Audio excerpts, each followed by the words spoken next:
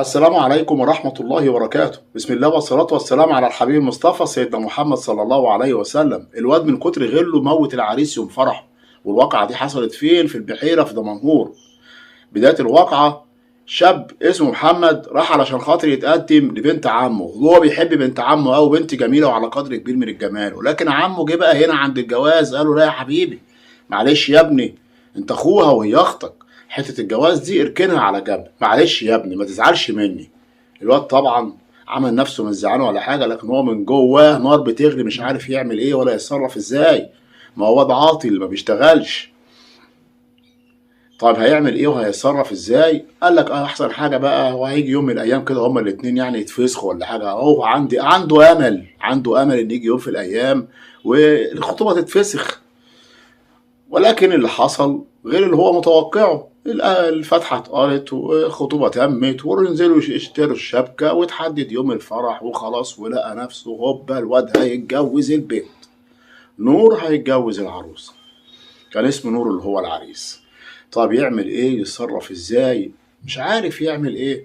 عايز البت بأي طريقة كده. ينفع يا عم؟ قال له يا ابني يا حبيبي قلت لك كل شيء اسمه ونصيب. ولكن الواد بقى مش راضي باللي حصل ده. استنى نور ينزل من عندهم في يوم الفرح بتاعه. واول ما نزل مستنيه بعربية ربع نقل بتاعت ابوه، كان قاعد فيها كده ومستنيه. ونور ده يعني كان عنده موتوسيكل. اول ما نزل ركب الموتوسيكل بتاعه، التاني ماشي وراه لغاية ما وصل على طريق الدلنجات. وأول ما وصل في طريق الدلنجات التاني راح فتح السرعة وهوب راح داسه ودهسه وموته في الحال. ومات العريس في ساعتها. والتاني خد بعضه ورجع على البيت بالعربية ولا كأنه عمل حاجة، ركن العربية على جنبه وطلع البيت ولا كأنه عمل حاجة. ولكن طبعا مفيش جريمة كاملة. خد بعضه يعني انت قتلته مفيش حد خد باله، لكن لا، الناس لقت الجثة اتلمت بلغوا الأجهزة الأمنية. وفي ناس قالوا أيوه شفنا العربية ربع نقل كانت بتجري وراه بسرعة مهولة. طب العربية دي بتاعت مين؟ دي بتاعت فلان الفلاني. حد شاف رقمها؟ رقمها أهو، كل حاجة.